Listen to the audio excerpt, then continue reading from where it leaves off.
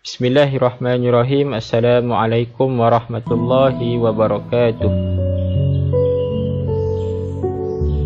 Okey, hari ini kita akan belajar tentang Sayyidina Abu Bakar As-Siddiq radhiyallahu anhu di muka surat 19.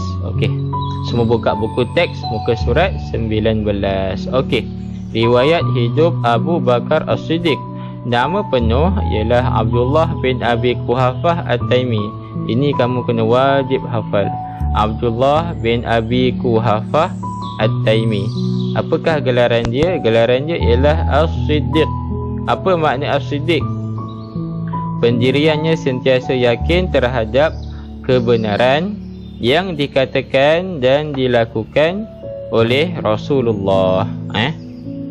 Maknanya Abu Bakar ni apa sahaja yang Nabi cakap, apa sahaja yang Nabi buat, semua dia percaya walaupun tidak logik. Okey, tarikh lahir 2 tahun selepas kelahiran Rasulullah.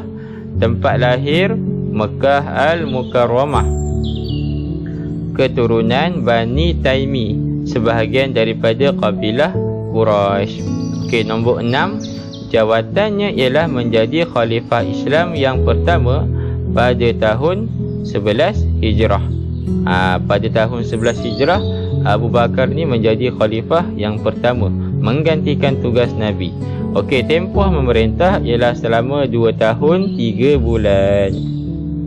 Walaupun tempoh 2 tahun 3 bulan ni sekejap, Abu Bakar ni pembaharuan yang dibawa sangat-sangat banyak. Okey, tarikh wafat tahun 13 Hijrah ketika berusia 63 tahun. Sama usia Rasulullah wafat juga, 63 tahun. Okey, 9, sebab kewafatan. Jatuh sakit beberapa hari sebelum wafat disebabkan cuaca yang sangat sejuk. Cuaca yang sangat sejuk, Abu Bakar jatuh sakit dan akhirnya Abu Bakar menghembuskan nafas yang terakhir. Okey, kita tengok sifat peribadi dan sumbangan Abu Bakar As-Siddiq sebelum menjadi khalifah. Okey, nombor 1, apakah sifat peribadi dia dan jasa dia sebelum jadi khalifah? Yang pertama, Abu Bakar ni seorang ahli perniagaan yang berjaya. Bukan ahli perniagaan yang biasa-biasa, ini yang berjaya. Bermakna keuntungan dia tu banyak. Dia seorang yang kaya raya sebenarnya. Okey. Dan nombor 2, lelaki dewasa pertama yang memeluk agama Islam. Lelaki dewasa pertama. Kalau kategori kanak-kanak, Ali. Kategori perempuan, Siti Khadijah. Abu Bakar ialah lelaki dewasa pertama yang memeluk agama Islam. Yang ketiga, memiliki sifat peribadi yang mulia. Akhlak dia baik. Kenapa? Tengok nombor 4, tidak pernah sembah berhala dan minum arak sebelum masuk Islam. Bagusnya Abu Bakar ni, Nombor 5, sahabat yang sangat teguh imannya. Iman dia kuat. Nombor 6, sahabat Nabi yang setia ketika susah dan senang. Ini kamu kena ambil iktibar. Jadilah rakan, jadilah sahabat yang ketika senang dan ketika susah ada dengan kawan-kawan yang lain.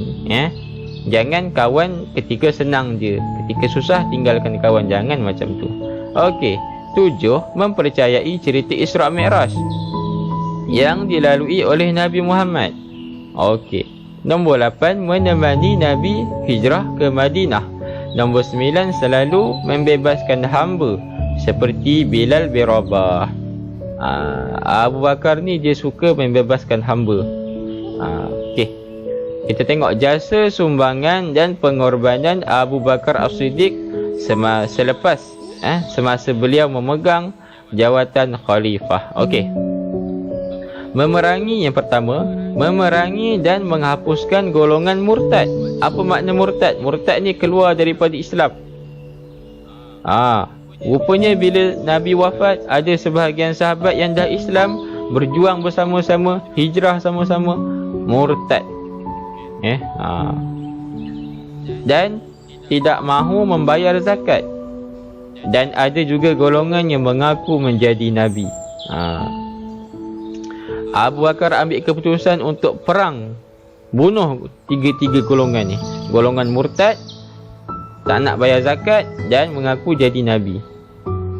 Seterusnya, mengembangkan syiar Islam ke negeri Rom, daripada Jazirah Arab sampai ke Rom, serta memperluaskannya hingga ke seluruh semenanjung Arab. Bayangkan waktu tu Islam dah terkenal di bahagian Rom, di negara-negara Eropah. Ketika Rasulullah menyebarkan Islam, Islam waktu tu dianggap asing, orang tak kenal apa itu Islam, kan? Tapi kuatnya iman sahabat menerima Islam, sehingga kini Islam dikenali serata dunia, jasa Nabi, jasa sahabat-sahabat terdahulu. Okey. Yang ketiga, berusaha mengumpulkan Al-Quran di atas cadangan Omar Al-Khattab. Sebabnya ramai para penghafaz Al-Quran syahid. Syahid ni mati syahid di medan peperangan. Ketika Abu Bakar memerintahkan supaya diperangi golongan-golongan murtad, golongan yang tak nak bayar zakat, golongan yang mempercayai ada Nabi selepas Nabi Muhammad, perang golongan ni. Tetapi kesannya para penghafaz Al-Quran ramai yang syahid. Lalu Omar mengambil keputusan mencadangkan kepada Abu Bakar supaya tak nak Al-Quran ni lenyap macam tu sahaja, kita kumpulkan Al-Quran. Bagus cadangan Omar ni. Okey.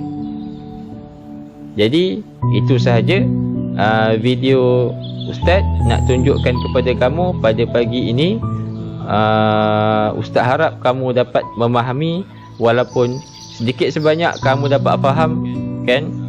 Mudah-mudahan kefahaman kamu tu Ustaz doakan supaya kekal kefahaman kamu itu sampai bila-bila.